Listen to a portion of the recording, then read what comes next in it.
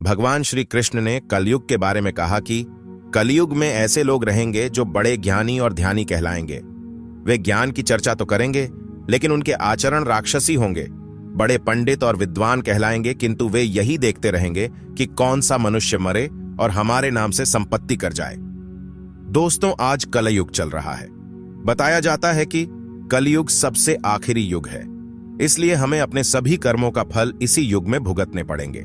जब कलयुग की समाप्ति होगी तो निश्चित रूप से चौंकाने वाली चीजें धरती पर घटित हो रही होंगी। बेमौसम बारिश, आंधी तूफान, जल संकट, ये सब इसका संकेत भी हैं। लेकिन दोस्तों, जब जब कोई बड़ी घटना हुई है, तब तब जगन्नाथपुरी मंदिर से ऐसे संकेत मिले हैं जो इस बात की ओर इशारा करते हैं कि कलयुग का अंत नजदीक है। उड़ीसा के भगवान जगन्नाथपुरी मंदिर, यहां से जो भी संकेत मिलता है वह संसार में होने वाली घटनाओं की ओर इशारा करता है। यहां से मिलने वाला संकेत जरूर दुनिया में कुछ अजीब घटना के पीछे जिम्मेदार होता है। भगवान जगन्नाथ ही एक ऐसे देवता हैं जो हमारे सुख दुख में हमेशा हमारे साथ रहते हैं। भगवान जगन्नाथ उड़ीसा के पुरी में रहकर हम सब की रक्षा करते हैं। जगन्नाथ जी कलयुग के राजा हैं और उनका राज तब तक चलेगा जब तक भगवान विष्णु एक बार फिर से कल्कि अवतार के रूप में धरती पर नहीं आ जाते। तो चलिए जानते हैं जगन्नाथपुरी से आने वाली वह कौन से संकेत है जो विनाश की तरफ इशारा कर रहे हैं। आप देख रहे हैं mystery of God YouTube channel. दोस्तों, पिछले कई सालों में जगन्नाथपुरी मंदिर से लगातार कई तरह के संकेत मिल रहे हैं और इसके बारे में भविष्य मलिका में पहले ही लिखा हुआ है। जब हम इसके बारे में सोचते हैं तो भी हमें कुछ अजीब लगता है, लेकिन लगभग 500 साल पुराने ओडिशा के सटीक भविष्य बताने वाले ग्रंथ भविष्य मलिका की माने तो यह सब सही है और ऐसा शुरू भी हो चुका है।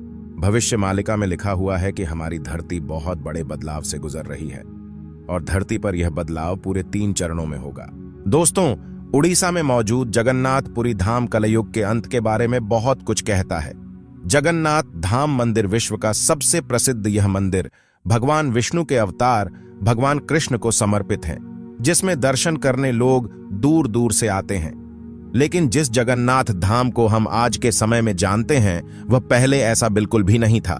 इससे पहले जगन्नाथ मंदिर पर 18 बार से ज्यादा हमले हुए हैं, जिसमें आक्रमणकारियों का एक ही मकसद होता था, या तो वह मंदिर को तोड़ डड्डा द या वह मंदिर का सारा कीमती खजाना चुरा ले। इस सभी हमलों के पीछे मुगलों और अंग्रेजों का बहुत बड़ा हाथ था। इसी कारण इस मंदिर में गैर हिंदुओं का प्रवेश वर्जित है।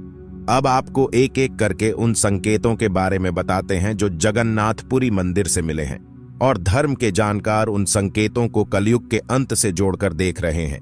जिसमें सबसे पहला संकेत यह है, और जिसके बारे में संत अच्युतानंद ने भविष्यवाणी की थी, कि भगवान जगन्नाथ का अपमान होगा और मंदिर की परंपराओं में अव्यवस्था होगी।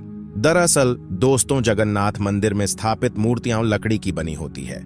लंबी चली आ रही परंपरा के अनुसार यह मूर्तियां 12 वर्षों में एक बार बदली जाती है, जिसमें पुरानी मूर्तियों को दफना दिया जाता है और नई मूर्तियों को स्थापित किया जाता है। इसे नवकलेवर की रस्म कहा जाता है। साल 1996 के बाद 2015 में मूर्ति बदलने की इस रस्म को निभाया गया था, लेकिन 2015 में मूर्ति स्थापना के समय पंडितों के बीच कुछ बात को लेकर बोलचाल हो गई थी, जिसकी वजह से मूर्ति की स्थापना रात में होने की बजाय लेट हो जाती है और करीब 12 घंटे बाद अगले दिन दोपहर को मूर्तियों की स्थापना हुई थी। इसके अतिरिक्त आए दिन मंदिर के पुजारियों के बीच में झगड़े होते रहते हैं, जिसकी वजह से मंदिर में अव्यवस्था होती है। इस तरह से यह भविष्यवाणी सच साबित हुई है और यह आने वाले समय में शुभ संकेत नहीं है। इसके बाद जो दूसरी भविष्यवाणी की गई थी वह भी सच हो गई। भविष्यवाणी में कहा गया था कि जगन्नाथपुरी मंदिर का झंडा कई बार नीचे गिरेगा और एक चक्रवाती समुद्री तूफान में समंदर में जा गिरेगा।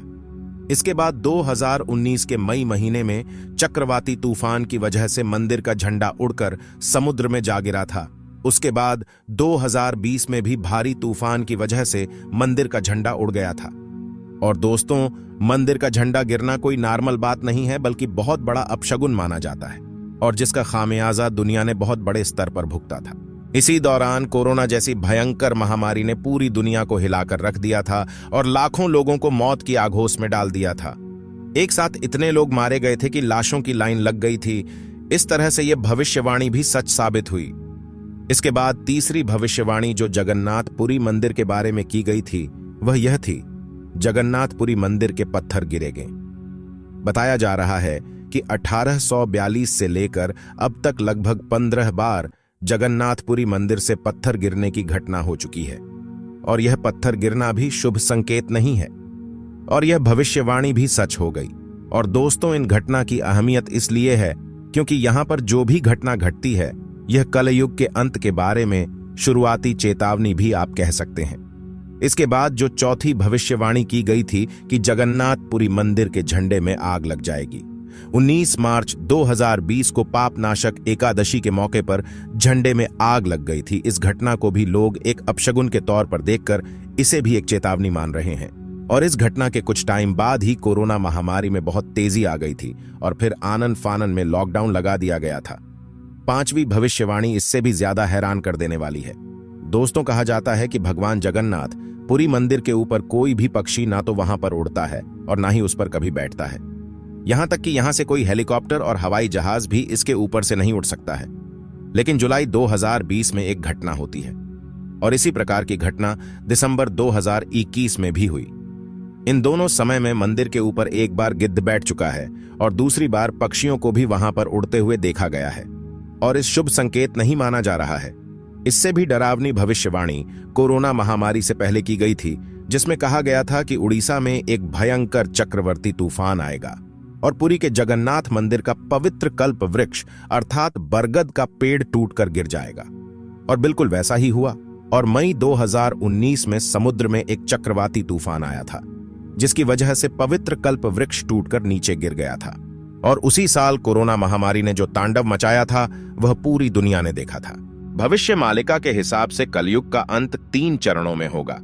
पहला कलयुग, कलयुग का अंत, दूसरा महाविनाश, और फिर आएगा नया युग। आपको लग रहा होगा कि यह तो बहुत लंबी प्रक्रिया है, लेकिन भविष्य मलिक के हिसाब से कलयुग का अंत आने वाले कुछ सालों में हो जाएगा। पौराणिक समय के संतों में से एक संत अच्युतानंद के पास भूत, वर्तमान और भविष्य तीनों काल को देखने की अद्भुत शक्ति थी।